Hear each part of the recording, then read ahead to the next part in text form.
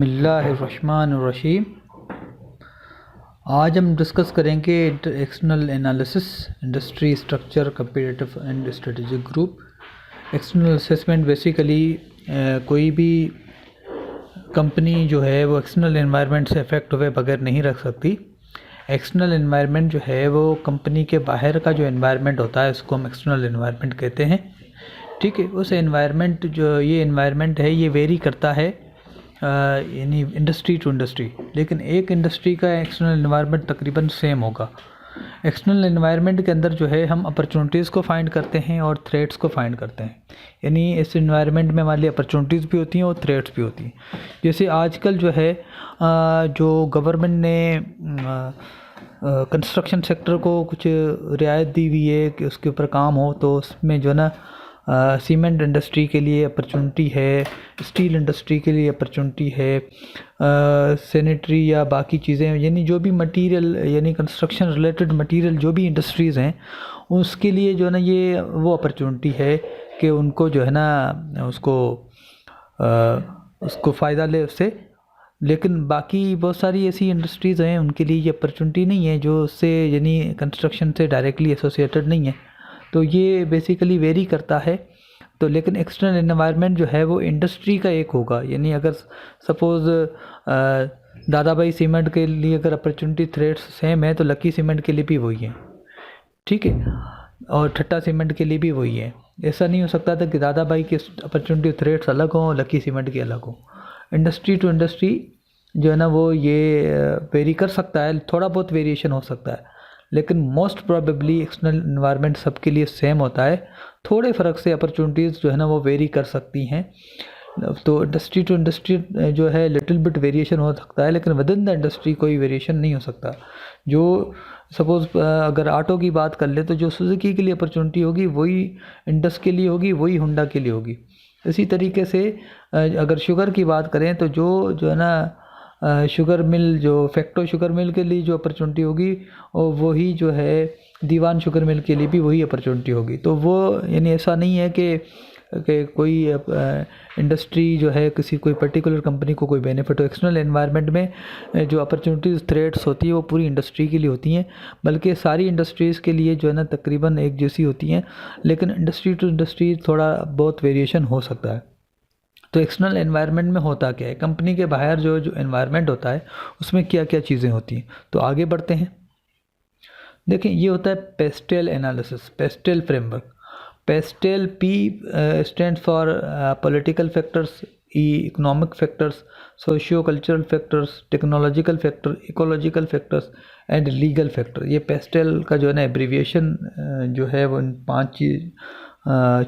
6 चीज़ों का है और हम बारी बारी जो है उनको डिस्कस करेंगे। देखिए पॉलिटिकल या इकोनॉमिक, सोशियो कल्चरल, टेक्नोलॉजिकल ये कंट्री टू कंट्री वेरी करेगा। हम चूँकि पाकिस्तान में रहते हैं तो हम पाकिस्तान के एक्सटर्नल फैक्टर्स यानी एक्सटर्नल एनवायरनमेंट को डिस्कस करेंगे और फिर उस हिसाब से जो है ना यहाँ पे जो भी कंपनी काम कर रही होगी अकॉर्डिंग टू दिस एनवायरनमेंट जो है अपने आप को एडजस्ट करेगी। आगे बढ़ते हैं। Political factor. अच्छा, पॉलिटिकल फैक्टर जो है पाकिस्तान के अंदर जो हमारे पास जो सिस्टम है वो पार्लियामेंट्री सिस्टम है, नेशनल असेंबली है जिसको हम लोअर हाउस कहते हैं, और नेशनल असेंबली के अंदर जो है ना 342 MNAs होते हैं जिसमें मिनिमम 172 वोट्स रिक्वायर होते हैं फॉर सिंपल मेजॉरिटी। यानी प्राइम मिनिस्टर के लिए 172 वोट्स जो है वो रिक्वायर्ड होते हैं। टेन्योर जो है वो 5 ईयर्स होता है। उसके बाद सेनेट होता है, सेनेट जो है वो अपर हाउस कहलाता है और उसमें 104 सेनेटर होते हैं। Minimum 53 votes required for simple majority. अगर सेनेट चेयरमैन या डिप्टी चेयरमैन अगर आपको इलेक्ट करवाना है तो उसके लिए 53 वोट्स चाहिए, ठीक है। उसके बाद प्रोविंस वाइज जो है वो पंजाब 23, सिंध 23, KPK के 23, बलूचिस्तान के 23 जो है वो सेनेटर्स होते हैं। इस्लामाबाद के 4 और फाटा के 8, ठीक है। फाटा चूँकि अब KPK में मर्ज हो चुका है तो फाटा के 4 सेनेटर अभी 2021 में रिटायर हो जाएंगे और बकिया जो 4 होंगे वो 3 साल बाद 2024 में मार्च में जो है ना वो रिटायर हो जाएंगे। उसके बाद सिर्फ KPK की जो है ना वो 23 जो है ना वो सेनेटर्स रह जाएंगे और इस्लामाबाद के वैसे ही 4 हैं। तो फिर सेनेट की जो अभी 104 जो मेंबर हैं, वो 8 मेंबर जो है वो कम होके 96 जो है ना वो हो जाएंगे। तो फिर 96 का जो है ना वो सेनेट ऐवान होगा। अब सेनेट में जो हर 3 साल बाद इलेक्शन होते हैं, टेन्योर उसका 6 ईयर्स होता है। हर 3 साल बाद जो है ना 52 मेंबर्स का जो है ना वो इलेक्शन होता है, और उसमें जो है वो जो इलेक्ट होते हैं वो फिर अगले 6 साल तक रहते हैं। तो यानी मिसाल के तौर पर अभी जो मार्च 2018 में जो इलेक्ट हुए थे 52, तो वो रिटायर होंगे मार्च 24 में। लेकिन मार्च 2015 में जो इलेक्ट हुए थे वो अभी मार्च 2021 में रिटायर हो रहे हैं 52 मेंबर्स। तो वो जो 2021 में जो रिटायर होंगे, तो उन 52 जो नए मेंबर्स 2021 में जो आएंगे वो फिर मार्च 2027 में जाके रिटायर होंगे। अब सेनेट को अपर हाउस कहते हैं। कोई भी बिल असेंबली से अगर पास होता है, कौमी असेंबली से, वो सेनेट से पास होना भी लाजमी है। उसके बाद जो है वो सदर उसके ऊपर साइन करेगा और फिर वो एक्ट बनता है। तो अब इसमें एक चीज़ का ख्याल रखना है कि सेनेट से पास होना भी लाजमी है। अब सेनेट की जो ख़ास बात है वो ये है कि नेशनल असेंबली जो है उसमें ये जैसे 342 सीट्स हैं, तो उसमें तकरीबन 50% से भी ज़्यादा सीट्स जो है वो पंजाब की हैं। ठीक है, तो उसका मतलब ये है कि अगर कोई पार्टी पंजाब में जो है ना वो उसकी अक्सरियत है और वो पंजाब, सिर्फ पंजाब से ही सारी सीटें जीत ले, तो वो मरकज़ में यानी फेडरल गवर्नमेंट बनाएगी। तो उसका फिर ये होगा कि अगर उनको पंजाब के पॉइंट ऑफ व्यू से अगर कोई बिल पास करना हो या कोई भी मसला हो, तो बाकी 3 सूबे जो हैं जैसे सिंध हो गया, बलूचिस्तान हो गया, KPK हो गया, अगर उनको कोई इतराज़ हो या कोई ऐसे मसला हो, तो इसीलिए ये पाकिस्तानी आइन में ये लाजमी तौर पे रखा गया है ताकि छोटे सूबों का भी एक तहफ़्फ़ुज़ हो और जो है चीज़ें प्रॉपर वे में चलें। और ऐसा ना हो कि किसी एक जगह से मेजॉरिटी लेने वाला पर अपनी कोई ऐसी कानून साजी या ऐसा कोई करें जिसमें बाकी के राइट्स जो है ना वो वायोलेट हों। तो इसीलिए सेनेट में सबके बराबर मेंबर होते हैं और उस हिसाब से फिर वो वहाँ से भी अप्रूव होना लाजमी होता है। ठीक है, उसके बाद हमारी 4 प्रोविंशियल असेंबलीज होती हैं और उनके अपने मेंबर होते हैं। और फिर प्रोविंसेस में फिर लोकल बॉडी सिस्टम होता है जो डिस्ट्रिक्ट वाइज और इवन तहसील वाइज जो है, बल्कि UC लेवल तक वो जाता है। तो जो हमारे नेशनल असेंबली है या प्रोविंशियल असेंबली, इनका मेन काम जो MPs और MNs का है वो कानून साजी करना है। लोकल बॉडीज़ का जो काम है वो ये है कि जो बेसिक फैसिलिटीज़ हैं, पानी हो गया, सीवरेज हो गया, रोड्स वगैरह, सफाई सुथराई, जो इस किस्म के जो बेसिक हमारी जो नीड्स होती हैं इंसान की, वो लोकल बॉडी सिस्टम के अंडर में आती है। और कानून साजी जो करने का काम होता है वो प्रोविंशियल असेंबली और नेशनल असेंबलीज करती हैं। हमारे कॉन्स्टिट्यूशन के अंदर मेंशन है कि नेशनल असेंबली क्या कानून साजी कर सकती है और प्रोविंशियल के क्या क्या सब्जेक्ट्स हैं। नेशनल असेंबली के बेसिकली जो है ना 4 सब्जेक्ट हैं मेजर जिसके ऊपर वो काम कर सकते हैं, जिसमें डिफेंस है, वो मेजर प्योरली जो है ना वो फेडरल का डिपार्टमेंट है। और हमारा जो टेलीकम्युनिकेशन है, मवासलात जो है यानी हाईवे से लेके वो जो कम्युनिकेशन वगैरह के जो हैं चीज़ें, नेटवर्क वगैरह, तो ये भी फेडरल गवर्नमेंट का पार्ट है। करेंसी जो है यानी मनी सप्लाई कितनी होनी चाहिए, इन्फ्लेशन, ये इन चीज़ों को कंट्रोल करना, ये भी नेशनल असेंबली यानी फेडरल गवर्नमेंट का काम है। और जो फॉरेन अफेयर्स हैं ये भी जो है ना फेडरल गवर्नमेंट यानी नेशनल असेंबली का काम। इसके अलावा जो है कुछ काम ऐसे होते हैं जैसे वो मुश्तरका होते हैं, जैसे पानी का मसला है। अब पानी का मसला जो है जो वाटर डिस्ट्रीब्यूशन है उसमें चारों सूबों की जो है वो यानी मसले होते हैं, तो उसमें फेडरल अकेले से कोई डिसीजन नहीं ले सकती। वहाँ पे एक फोरम है CCI, council for common interest, तो वो CCI में फ़ैसले होते हैं। CCI में जो है उनको हेड प्राइम मिनिस्टर करता है, लेकिन उसमें जो चारों चीफ मिनिस्टर होते हैं वो CCI के नुमाइंदा होते हैं। तो वो फिर CCI में या गैस डिस्ट्रीब्यूशन है या पेट्रोल डिस्ट्रीब्यूशन है या इस किस्म के जो भी इश्यूज़ हैं जो कि प्रोविंस टू प्रोविंस वेरी करते हैं, तो उसके लिए पर CCI का फोरम है। उसके बाद कुछ ऐसे सब्जेक्ट हैं जो प्योर प्रोविंशियल हैं, जैसे एजुकेशन है, हेल्थ है, ठीक है, अमन अमा है, और यानी एग्रीकल्चर है, इस किस्म यानी जितने भी, इसके अलावा बाकी जितने भी जो चीज़ें हैं, मेजॉरिटी जो चीज़ें हैं वो जो है वो फेडरल गवर्नमेंट के अंडर में आती हैं। फेडरल गवर्नमेंट उस पर कानून साजी कर सकता है, नेशनल गवर्नमेंट यानी नेशनल असेंबली उस पर कानून साजी नहीं कर सकती। तो ये जो है ना हमारे आइन कॉन्स्टिट्यूशन के अंदर मेंशन है चीज़ों को कि पाकिस्तान के जो है ना वो 4 यूनिट्स हैं, 4 उसके अंदर जो है ना स्टेट्स हैं, तो उनके अपने अपने वो अख्तियारात हैं, वो उस हिसाब से कर सकते हैं। अब फेडरल के अंदर या प्रोविंशियल अंदर की गवर्नमेंट के अंदर अगर कोई मसला होता है, यानी फेडरल और प्रोविंशियल गवर्नमेंट का अगर आपस में कोई इशू होता है, तो उस इशू को सिर्फ सुप्रीम कोर्ट ही रिजॉल्व कर सकती है, वो मामला सुप्रीम कोर्ट में जाएगा। लेकिन प्रोविंशियल लेवल पे अगर कोई इशू है या लोकल बॉडीज़ का या प्रोविंसेस का अगर आपस में कोई इशू है, तो उसको फिर हाई कोर्ट्स वगैरह हैं वो उसको डील करती हैं। तो ये वेरी करता है कि कौन सा इशू कहाँ पर है, तो इस हिसाब से ये हमारा सिस्टम चल रहा है। ठीक है। और ये जो लोकल बॉडी सिस्टम है ये भी प्रोविंस का ही पार्ट है, प्रोविंसेस ही उसको इम्प्लीमेंट करेंगे और उसी का ही राइट है उस हिसाब से इसको जो ना बनाना, इम्प्लीमेंट करना। तो ये चीज़ें हमारे पास हैं। अच्छा, हमारे आइन में ये भी नहीं है कि आपकी नेशनल असेंबली और प्रोविंशियल असेंबली के एक ही वक्त में इलेक्शन हो, और ये मेंशन नहीं है। अगर नेशनल असेंबली खुदा न खास्ता किसी वजह से डिज़ोल्व भी हो जाए तो फिर प्रोविंशियल असेंबलीज़ अपना काम कर सकती हैं, और उनको यानी ऐसा नहीं है कि वो भी जो है ना वो ख़त्म हो जाएंगी। और ऐसा आप लोगों ने जो है ना इंडिया या बाकी मुल्कों में आप देखें, इंडिया के नेशनल असेंबली के इलेक्शन जो है ना वो 5 साल में हमें नज़र आते हैं कि भाई जो है ना ये यहाँ पे इलेक्शन हुए, लेकिन कभी हमने इस चीज़ पे गौर नहीं किया कि उनके आए दिन किसी न किसी सूबे में जो है ना वो प्रोविंशियल असेंबली के इलेक्शन होते रहते हैं। यानी साल में 4 मरतबा 5, 6, 8 जगहों पे उनके इलेक्शन सूबाई होते रहते हैं। यानी उनकी सूबाई असेंबलीज़ अपने तौर पे आगे पीछे चल रही होती हैं, उससे कोई फ़र्क नहीं पड़ता। फेडरल गवर्नमेंट अपना काम करेगी, प्रोविंशियल गवर्नमेंट्स अपना अपना काम करती हैं। ठीक है। उसके अकॉर्डिंगली लोकल बॉडी सिस्टम भी अपना काम करता है। तो ये जो है ना एक साथ होना, एक साथ सारे इलेक्शन होना, एक साथ सबका टेन्योर पूरा होना, ये लाजमी नहीं है। ठीक है। यहाँ इस वक्त 3 मेजर बड़ी पार्टीज़ हैं हमारे पाकिस्तान के अंदर, PMLN है, PTI है और PPP है।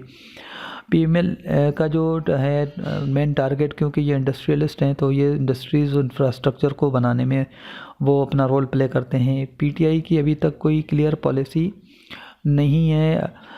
ठीक है। पाकिस्तान पीपल्स पार्टी का जो मेन टारगेट होता है वो एग्रीकल्चरल डेवलपमेंट के ऊपर होता है, क्योंकि उनकी जो वोट्स हैं वो भी रूरल बेस्ड ज़्यादा हैं, और उनको ये टारगेट करते हैं कि इस तरह से प्राइसेस जो है ना वो फ्लोर लगाया जाए ताकि फार्मर्स को फ़ायदा हो, डोमेस्टिक प्रोडक्शन बढ़ाई जाए। उसके बाद इकोनॉमिक फैक्टर्स हैं। पाकिस्तान का जो ग्रोथ रेट है, current GDP growth rate, GDP जो है वो तकरीबन 2.78 बिलियन जो है पाकिस्तान की 2019 की GDP है, और इंपोर्ट्स जो हैं वो तकरीबन 46.503 बिलियन है 2019 की। एक्सपोर्ट्स जो हैं वो 23। इन दोनों का जो डिफरेंस होता है ये तकरीबन 50% का डिफरेंस है, यानी आधा डिफरेंस है। 23 बिलियन का जो डिफरेंस है ये ट्रेड डेफिसिट है हमारा। और इंटरेस्ट रेट इस वक्त तकरीबन 7% चल रहा है इकोनॉमी के अंदर। डिस्काउंट रेट जिसको हम कहते हैं, उसकी बेसिस पे काइबोर डिसाइड होता है। Discount rate basically state bank की तरफ से जारी होता है, फिर काइबोर जो है ना वो डिसाइड किया जाता है। काइबोर जो है वो जितने भी बैंक्स के हेड्स हैं वो बैठ के डिसाइड करते हैं कि बैंक टू बैंक अगर ट्रांजैक्शन होगी तो उस पर कितना रेट चार्ज किया जाएगा। पाकिस्तान में जो लेवल ऑफ एम्प्लॉयमेंट है, अनएम्प्लॉयमेंट है, वो 4.45% है, जो कि 2018 के मुकाबले में 0.37% इंक्रीज़ हुआ है। इन्फ्लेशन जो है वो तकरीबन 11.12% है इस वक्त, करंटली 12% के आसपास है। और करेंसी एक्सचेंज जो है 160 टू $1 जो है एक इस वक्त चल रहा है। ये पाकिस्तान के इकोनॉमिक इंडिकेटर्स हैं जो जनरल इंफॉर्मेशन है 2019-20 की। उसके बाद जो है हमारे पास इकोनॉमिक फैक्टर्स कंटिन्यूड हैं। एक्सटर्नल रेट इस वक्त पाकिस्तान का जो 2008 में था वो 42.8 बिलियन था डॉलर्स, और 42.4 हो गया 2013 तक। 2018 में 95.2 हो गया, और अभी जो है 112.8 2020 में हो चुका है। ठीक है। टोटल डेट पाकिस्तान का 270 बिलियन और यानी ये टोटल इंटरनल और एक्सटर्नल मिला के एक्सटर्नल 112 यानी 113 है, टोटल कर्जा 270 बिलियन है और 44.2 ट्रिलियन रुपीस जो है 2020 में। इसमें इंटरनल डेट जो है वो अप टू 70 यानी टोटल डेट में से एक्सटर्नल माइनस कर दें तो 157.2 बिलियन ये है हमारा इंटरनल डेट है। बैलेंस ऑफ ट्रेड ऊपर हम देख चुके हैं, एक्सपोर्ट हमारी इतनी है, इम्पोर्ट इतनी है, तो ये जो डिफरेंस आ रहा है 23.169 ये हमारा ट्रेड डेफिसिट है। उसके बाद बैलेंस ऑफ पेमेंट है। बैलेंस ऑफ पेमेंट में current account, capital account, reserve, error equal to zero, ये इक्वेशन ज़ीरो होनी चाहिए। अब करंट अकाउंट में हमारे पास इंपोर्ट एक्सपोर्ट ये गुड्स एंड सर्विसेज ये आ जाती हैं। इसके अलावा जो रेमिटेंसेस हमारे जो रिश्तेदार या दोस्त जो पाकिस्तान से बाहर बैठ के काम कर रहे हैं, वो अगर पाकिस्तान में अपने रिश्तेदारों को पैसे भेजते हैं तो वो रेमिटेंसेस का इन्फ्लो होता है, वो भी बैलेंस ऑफ पेमेंट में करंट अकाउंट में आता है। इसी तरीके से पाकिस्तान के अंदर कोई फॉरेनर जितनी बंगाली या कोई बर्मा का या कोई नेपाल का बंदा काम कर रहा है और वो यहाँ से पैसे कमा के अपने मुल्क भेज रहा है तो वो रेमिटेंसेस का आउटफ्लो होगा। इसी तरीके से पाकिस्तान की कोई कंपनी जो है, कोई भी बंदे की कंपनी अगर पाकिस्तान से बाहर है, पाकिस्तान या पाकिस्तान की खुद की एफडीआई है बाहर, वहाँ उस कंपनी से अगर यूके में कोई कंपनी काम कर रही है, वहाँ से उसको अगर कोई प्रॉफिट होता है तो वो प्रॉफिट अगर जो आता है पाकिस्तान के अंदर तो वो बेसिकली एक तरह का इन्फ्लो होता है। और यहाँ पर पाकिस्तान के अंदर कोई बाहर की जो कंपनीज काम कर रही हैं, जो एफडीआई पाकिस्तान में लगी हुई है, उससे जो प्रॉफिट होता है और वो प्रॉफिट लेके वो अपने मुल्कों में जाते हैं तो वो एक आउटफ्लो होता है। तो इस तरीके से जो पाकिस्तान को इमदाद मिलती है, ग्रांट मिलती है, तो वो ग्रांट इमदाद अगर मिलती है तो वो भी करंट अकाउंट का हिस्सा है, और अगर हम किसी को ग्रांट या इमदाद देते हैं तो वो भी करंट अकाउंट का हिस्सा है। तो ये करंट अकाउंट जो है वो 3-4 चीज़ों का कॉम्बिनेशन होता है, यानी import export, products and services की जो होती है वो शामिल होता है, रेमिटेंसेस इनफ्लो आउटफ्लो दोनों शामिल होते हैं, कंपनी प्रॉफिट्स चाहे इनफ्लो हो चाहे आउटफ्लो ये शामिल होता है, इमदाद या ग्रांट्स जो आती है या जो हम देते हैं ये दोनों शामिल होते हैं। तो ये करंट अकाउंट। कैपिटल अकाउंट में जो है ना फॉरेन डायरेक्ट इन्वेस्टमेंट अगर हमारे मुल्क में आ रही है या वर्ल्ड बैंक की तरफ से अगर कोई प्रोजेक्ट हम लगा रहे हैं, कोई पैसे हमारे पास आ रहे हैं, यानी मोर देन 1 ईयर का कोई अगर ऐसा अमाउंट है जो अगर यहाँ पे पाकिस्तान में इन्वेस्ट हो रहा है तो वो कैपिटल अकाउंट है। ठीक है, अगर पाकिस्तान का कोई पैसा बाहर जो है ना वो एफडीआई की शक्ल में लग रहा है इस साल, तो वो जो है ना कैपिटल अकाउंट बन जाएगा पाकिस्तान के लिए, वो आउटफ्लो हो जाएगा। अगर दूसरा कोई यहाँ एफडीआई लगा रहा है तो वो फिर इनफ्लो हो जाएगा। रिज़र्व जैसे आईएमएफ है या ये बाकी दुनिया के इदारे हैं, तो ये इनके पास जो पैसे होते हैं वो दुनिया में डिफरेंट कंट्रीज़ का जो ना कंट्रीब्यूशन के साथ उनके पास होते हैं। यानी अगर आईएमएफ के पास पैसे हैं तो उसमें पाकिस्तान का भी कोई कंट्रीब्यूशन है, तो वो जितना भी पैसा आईएमएफ के पास हमने रखवाया है वो हमारे रिज़र्व्स कहलाते हैं। इसके अलावा हमारे जो बाकी चीज़ें होती हैं वो भी इसके अंदर इंक्लूड होती हैं, गोल्ड वगैरह। तो ये रिज़र्व जो हैं वो हमारे जो है ना वो वेरी करते रहते हैं। तो ये तीनों चीज़ें करंट अकाउंट, कैपिटल अकाउंट और रिज़र्व ये मिल के ये ज़ीरो होने चाहिए। ठीक है, अब डेफिनेटली प्रैक्टिकली ऐसा पॉसिबल नहीं होता कि सारी चीज़ें जो ना वो साल के एंड में ज़ीरो हो जाएं, तो उसमें थोड़ा बहुत जो वेरिएशन आता है प्लस या माइनस का वो एरर में डाल के हम उसको इक्वेशन को ज़ीरो करते हैं थ्योरेटिकली, अदरवाइज़ प्रैक्टिकली ये कभी भी ज़ीरो नहीं होता। ठीक है, तो ये हमारा बैलेंस ऑफ पेमेंट हो गया। आगे बढ़ते हैं। Socio cultural factors. पाकिस्तान के 4 मेजर लिंग्विस्टिक ग्रुप्स हैं, पंजाबी, सिंधी, पख्तून और बलोची। बाकी हैं लेकिन जो मेजर हैं वो ये हैं। तो पंजाबी तकरीबन ओवरऑल पॉपुलेशन में 53 या 54% है, सिंधी तकरीबन 23% के आसपास है, पख्तून 14% है, बलोची 7% है। इस तरह से कश्मीरी हैं या गिलगित के लोग हैं तो इस पाकिस्तान में पर बाइफर्केशन आ जाती है। पंजाब में सराइकी और पंजाबी हैं, और सिंध के अंदर जो है सिंधी हैं, उर्दू स्पीकिंग हैं। केपीके में जो है ना पश्तून हैं और हिंदको हैं, और बलूचिस्तान में जो है बलोची हैं और पश्तून है। तो इस तरह से जो है ना वो उसकी है। तो हर प्रोविंस की अपनी अपने कल्चरल और सोशल वैल्यूज़ हैं, अपने रवायात और रसूमात हैं, उसके ऊपर वो काम करते हैं, उसी हिसाब से चलते हैं, उस हिसाब से सोचते हैं। ठीक है, तो ये लिंग्विस्टिक ग्रुप्स हैं जो पाकिस्तान के अंदर हैं, और उसमें पाकिस्तान की जो मेजर पॉपुलेशन है वो 67% वो रूरल एरियाज़ में रहती है और 33% जो है वो अर्बन एरियाज़ में रहती है। रिसेंट ईयर्स में सिंध के अंदर एक ट्रेंड देखने में आया है कि सिंध की जो रूरल पॉपुलेशन है वो कम हुई है, अर्बन बढ़ी है। यानी रूरल से अर्बन जो है वो माइग्रेशन बहुत ज़्यादा हुई है। और सिंध में इस वक्त जो रेशो है तकरीबन रूरल और अर्बन तकरीबन 50-50 हो गया है। तो ये सिंध की 2018 और 1998 की पॉपुलेशन के हिसाब से अगर देखा जाए तो सिंध में अर्बनाइजेशन में बड़ा इजाफा हुआ है। बाकी सूबों में भी हुआ है लेकिन सिंध में थोड़ा इसमें स्पीड ज़्यादा है, तेज़ी से हुआ है। तो ये हमारे सोशियो कल्चरल फैक्टर हैं। आगे बढ़ते हैं। टेक्नोलॉजी के फैक्टर्स, दो किस्म की टेक्नोलॉजीज़ होती हैं, एक कैपिटल इंटेंसिव होती है और एक लेबर इंटेंसिव होती है। कैपिटल इंटेंसिव का मतलब मशीनरीज के थ्रू काम लिया जाए, रोबोट्स के थ्रू काम लिया जाए। जैसे जापान है, जापान में तकरीबन आजकल बस मशीनें ही काम कर रही हैं।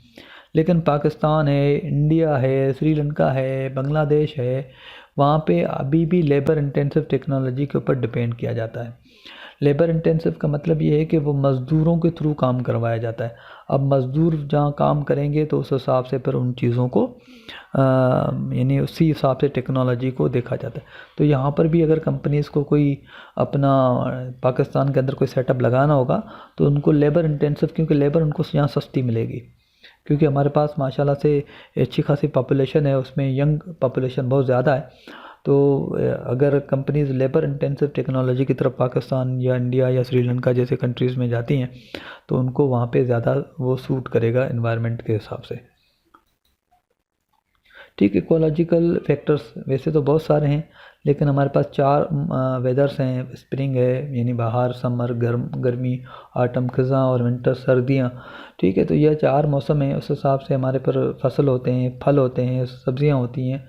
तो ये 4 मौसम के हिसाब से बहुत ही आइडियल किस्म के हमारा वेदर होता है। साल में चारों मौसम हम ऑब्ज़र्व करते हैं। हमारे पास माउंटेन्स हैं, K2 जो दुनिया की दूसरी बड़ी चोटी है वो हमारे पास है। रिवर्स है, रिवर इंडस जो पाकिस्तान का सबसे बड़ा दरिया है।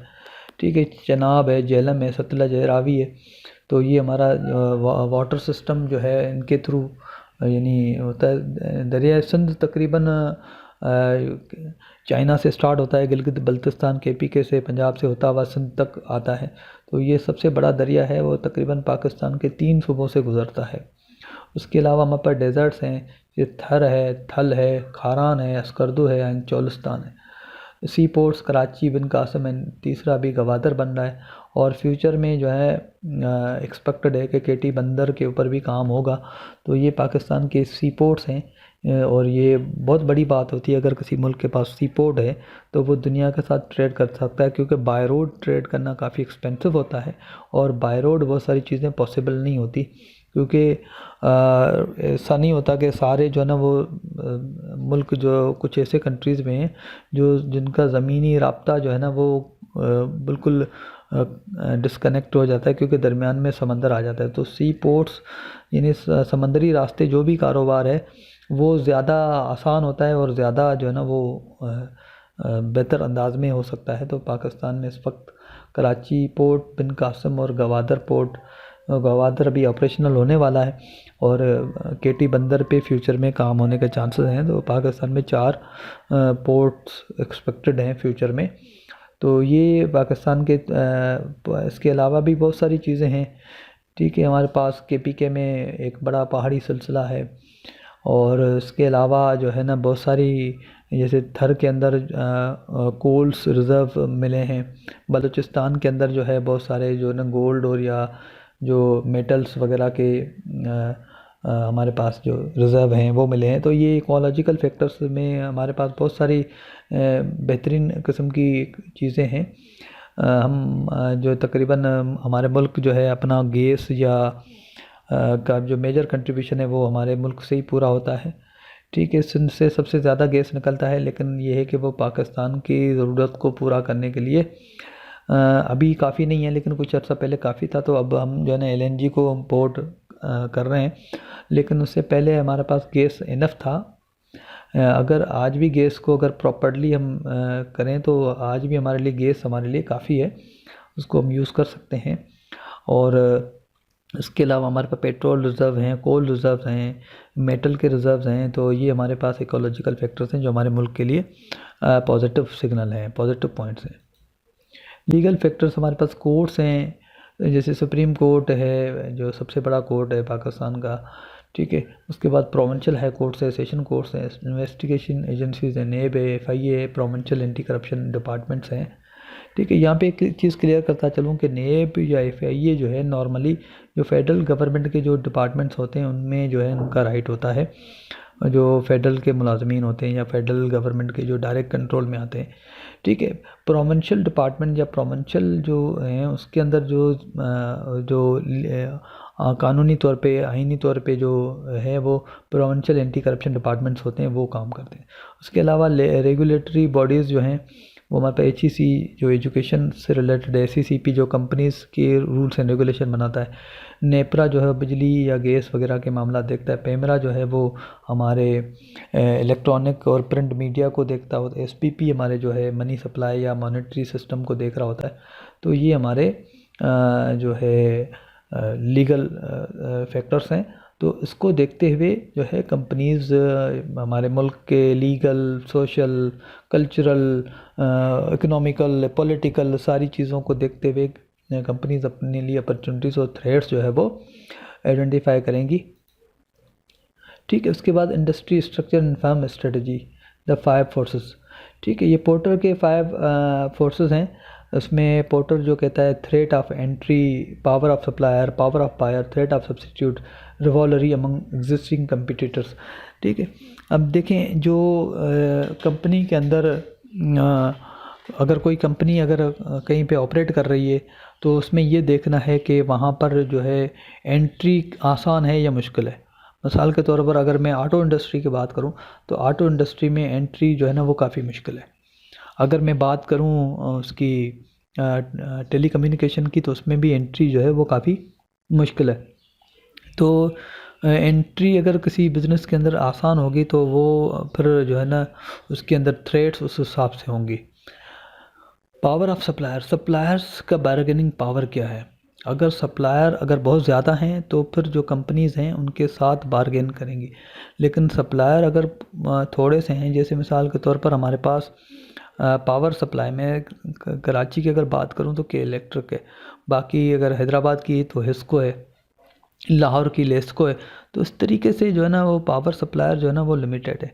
तो पावर ऑफ सप्लायर यानी अगर कोई कंपनी अगर ऐसा काम कर रही है जिसमें उसको पावर जनरेट करना है या पावर के अंदर काम करना है तो फिर उसको देखना होगा पावर ऑफ सप्लायर्स कितना है। या इसके अलावा अगर कोई ऐसी कंपनी मिसाल के तौर पर कोई ऐसा कारोबार है जिसमें बेतहाशा जो है ना वो सप्लायर मौजूद हैं, जैसे अगर मिसाल के तौर पर मैं कहूँ कि भाई टोमेटो केचप का अगर किसी को प्लान लगाना है या आटे की मिल लगानी है तो उसके लिए जो है ना वो पावर ऑफ सप्लायर बिल्कुल ज़ीरो है, यानी आपको हज़ारों लाखों की तादाद में सप्लायर्स मिल जाएंगे। तो हमें ये देखना है कि हमारी कंपनी अगर कहीं से कोई रॉ मटेरियल, कोई चीज़ या कोई प्रोडक्ट अगर उसको सप्लायर के तौर पे अगर ख़रीदना है तो उसका पावर कितना है। आया ऐसा तो नहीं होगा कि वो चीज़ प्रोवाइड करते हुए वो हमें ब्लैकमेल करेगा या हमें जो है ना वो उसमें मुश्किल होगी। तो उसके अकॉर्डिंगली हमें देखना होगा कि हमारे जो इंडस्ट्री के अंदर पावर ऑफ सप्लायर जो है वो कितना है और उसमें जो है ना वो हमें कितना डिस्टर्ब कर सकता है। पावर ऑफ बायर, बायर जो हैं वो कितने जो हैं उनको कितने सब्सिट्यूट अवेलेबल हैं। अगर बायर के पास बहुत सारे सब्सिट्यूट अवेलेबल हैं तो फिर बायर जो है वो अपना वो करेगा, इन्फ्लुएंस करेगा कंपनी के डिसीजन मेकिंग के अंदर, और कंपनी जो है ना वो उनके साथ बिल्कुल लो लेवल पे जाके बार्गेन करने की पोजीशन में आ जाएगी। तो बायर का भी पावर देखा जाता है कि किसी भी इंडस्ट्री में बायर कितना इन्फ्लुएंस रखता है, कितना पावरफुल होता है। तो हमारे मुल्क के अंदर अगर देखा जाए तो ऑटो इंडस्ट्री या इसके अंदर तो पावर ऑफ बायर्स ना होने के बराबर है, ठीक है। लेकिन बाकी अगर चीज़ें देखी जाएँ जो बिल्कुल निचली सतह पे अगर देखी जाएँ तो जैसे FMCG प्रोडक्ट हैं तो वहाँ पे बायर्स का पावर बहुत ज़्यादा है, क्योंकि वहाँ पे बायर्स जो है वो वैरायटी ऑफ प्रोडक्ट्स उसके पास अवेलेबल होते हैं। उसके बाद थ्रेट ऑफ सब्सिट्यूट है कि आपके जो प्रोडक्ट आप जो बना रहे हैं उसका सब्सिट्यूट बनाना कितना आसान है या सब्सिट्यूट कितने अवेलेबल हैं और आप अपने आप को वहाँ पे कितना डिफरेंशिएट करते हैं, ठीक है। तो ये चीज़ भी बड़ा काउंट करती है। तो उसमें भी जो है ना वो आपको फिर उस हिसाब से अपनी जो है ना वो चीज़ों को देखना पड़ता है, क्योंकि जितने ज़्यादा सब्स्टिट्यूट होंगे उतना जो है ना आपकी प्रोडक्ट थोड़ी भी गलती की कुछ सूरत में आपको जो है ना बड़ी मुश्किल का सामना करना पड़ जाएगा। रिवॉल्वरी अमंग एग्जिस्टिंग कंपटीटर, ठीक है, एग्जिस्टिंग कंपटीटर्स के दरमियान जो कंपटीशन चल रहा होता है तो वो भी हमारे लिए थ्रेट भी बन सकता है, अपॉर्चुनिटी भी बन सकता है। कोई भी कंपनी अगर नीचे डाउन होती है तो दूसरा जो उसका कंपटीटर होता है वो उसको सुपरसीड करने की कोशिश करेगा। इसी तरीके से अगर कोई कंपनी जो है ना वो बहुत अच्छी चीज़ लेके आ रही है या, तो ये चीज़ें जो है, ये 5 चीज़ें जो पोर्टर्स ने दी थी, तो एक्सटर्नल एनवायरनमेंट में अंदर वो पेस्टल के अलावा इन 5 चीज़ों को भी हम देख रहे होते हैं। उसके बाद जो है फाइनली हम जो है ना external factor valuation EFE matrix बनाते हैं। वो कैसे बनाते हैं, इसमें सबसे पहले लिस्ट की इंटरनल की एक्सटर्नल फैक्टर्स, ये लिखने में गलती हो गई कि एक्सटर्नल फैक्टर्स जो है include both opportunities and threats, list opportunities first and then threats. दिखाने के लिए मैं आपको बता सकता हूँ कि आप देख सकते हैं कि यहाँ EFE मैट्रिक्स ऑफ होंडा बनाया गया है, जिसमें सबसे पहले अपॉर्चुनिटीज़ और फिर थ्रेट्स को हमने यहाँ पे लिखा है। तो हमने सबसे पहले अपॉर्चुनिटी पे थ्रेड्स को, उसके बाद assign weight from 0 non important to 1 important to each factor, the sum of weight must be equal to 1। फिर आप देख लें कि हमने यहाँ पे वेट असाइन किए हैं 0.07, 0.1, 0.15, 0.15, इसी तरीके से वेट असाइन किए। और 0 का मतलब होगा कि ये फैक्टर इम्पॉर्टेंट नहीं है, ठीक है। 0 से ऊपर जितना ज़्यादा ऊपर होगा उसका मतलब वो बहुत ही इंपॉर्टेंट है। जैसे यहाँ पे हम देख सकते हैं कि ये जो इंक्रीज़ इन टेक्नोलॉजी और increase in demand of small vehicles, ये जो है बहुत ही इम्पॉर्टेंट फैक्टर है, क्योंकि उसमें सबसे ज़्यादा वेट दिया हुआ है। दूसरे नंबर पे इन्फ्लेशन एंड टैक्सेस या डिप्रिसिएशन ऑफ रुपी अगेंस्ट, तो ये भी उनको ज़्यादा वेट दिया हुआ है। तो ये इंपॉर्टेंट फैक्टर्स हैं, तो जितने इंपॉर्टेंट फैक्टर होंगे उसको ज़्यादा वेट देंगे। तो लेकिन वेट जितना भी होगा उसका सम जो है वो 1 के बराबर होगा। उसके बाद रेटिंग हमें करनी है 1 to 4 के दरमियान according to the response of company toward the, यानी कंपनी जो है कितना रिस्पॉन्ड कर रही है उस अपॉर्चुनिटी, पर्टिकुलर अपॉर्चुनिटी या थ्रेट्स के बारे में, ठीक है। अगर रिस्पॉन्स पुअर है तो 1 होगा, अगर रिस्पॉन्स एवरेज है तो 2 हम देंगे, अगर रिस्पॉन्स अबव एवरेज है 3 देंगे, अगर रिस्पॉन्स सुपीरियर है तो हम 4 देंगे। तो आप देख सकते हैं यहाँ पर कि अवेयरनेस अबाउट ग्लोबल वार्मिंग, उसके ऊपर होंडा जो है अपना जो है ना वो बहुत आउटस्टैंडिंग जो है ना वो रिस्पॉन्स कर रही है, तो उसका मतलब उसको हमने रेट 4 किया है, ठीक है। ऑटोमोबाइल्स इंक्रीजिंग, उसके ऊपर होंडा की जो वो है रिस्पॉन्ड बहुत ही कम है, तो उसको हमने जो है वो 1 दिया हुआ है। इंक्रीज इन टेक्नोलॉजी को उन्होंने रिस्पॉन्ड हाईली किया है, तो उसको हमने 4 दिया है, ठीक है। Hybrid and fuel efficient vehicles, उसके ऊपर उनका अबव एवरेज रिस्पॉन्स है, तो हमने इसको 3 दिया है। इसी तरीके से एनर्जी क्राइसिस के ऊपर उनका रिस्पॉन्स भी अबव एवरेज है, तो उस हिसाब से हमने इसको 3 दिया है। डिप्रिशिएशन, इसमें उनका एवरेज जो है वो बिलो एवरेज है, तो हमने इसको 2 दिया। इस तरीके से हमने रेटिंग दी है कि जैसे जो है हमारे पास रिस्पॉन्स होगा उसके अकॉर्डिंगली हम 1 2 3 4 देंगे। Weight should be industry based and rating should be company based. Weights जो होते हैं वो इंडस्ट्री बेस्ड होंगे, यानी ये जो वेट हैं, ये जो वेट दिए हुए हैं यहाँ पे, ये वाले ये जो वेट्स गिवन हैं, ये पूरी इंडस्ट्री के ये सेम वेट होंगे। मैं पहले बता चुका हूँ इंडस्ट्री के लिए थ्रेड्स और अपॉर्चुनिटीज़ सेम होंगी एक इंडस्ट्री के अंदर। एक इंडस्ट्री के अंदर अपॉर्चुनिटी थ्रेड्स, ये होंडा की भी थ्रेड्स अपॉर्चुनिटी ये हैं, और ये टोयोटा की यानी इंडस मोटर्स की भी ये है, और ये जो है हमारे वो है जो सुजुकी कंपनी है उसके लिए भी यही होगी। तो ये वेट जो हमने दिए हैं ये जो है वो इंडस्ट्री के हिसाब से, यानी पूरी इंडस्ट्री के यही वेट होंगे, लेकिन ये रेटिंग जो है वो पर्टिकुलर कंपनी के रिस्पॉन्स को देखते हुए जो ना वो दी गई है। ये रेटिंग जो है वो पर्टिकुलर इंडस्ट्री के रिस्पॉन्स को देखते हुए दी गई है। तो ये रिस्पॉन्स जितना हाई होगा उस हिसाब से हम, पुअर होगा तो 1, एवरेज होगा 2, अबव एवरेज होगा 3, तो वो and weights should be industry based and rating should be company based. Multiply each factor's weight by its rating, a weighted score for each variable. जब हम मल्टीप्लाई करेंगे तो देखें हमने 0.07 को 4 के साथ मल्टीप्लाई किया, 0.28 आ गया, तो वेटेड स्कोर आ गया। 10 को 0.3 आ गया, ये वेटेड स्कोर आ गया। वेटेड स्कोर आने के बाद sum of weighted score for each variable to determine the total weightage score for the organization। जब हमने उसको मल्टीप्लाई कर दिया टोटल आ गया हमारे पास 2.58 आ गया, तो ये टोटल वेटेड स्कोर हो गया, ये हमने यहाँ पे कैलकुलेट कर लिया। उसके बाद कह रहा है कि total weighted score can range from 1 low to 4। Total weighted score minimum 1 होगा और मैक्सिमम 4 होगा। तो average total weighted score 2.5, average total score जो है वो 2.5 होना चाहिए, ठीक है। उससे कम होगा तो कंपनी की पोजीशन अच्छी नहीं है, कंपनी अच्छा रिस्पॉन्स नहीं कर रही। The total weight score 4 indicates company responding outstanding way. तो हमारा जो वेट आया है वो 2.58 है, तो हमारी कंपनी तकरीबन एवरेज रिस्पॉन्स कर रही है अपॉर्चुनिटी और थ्रेड्स को। तो ये ओवरऑल जो है ना EFE मैट्रिक्स के बारे में डिटेल है। Thank you very much.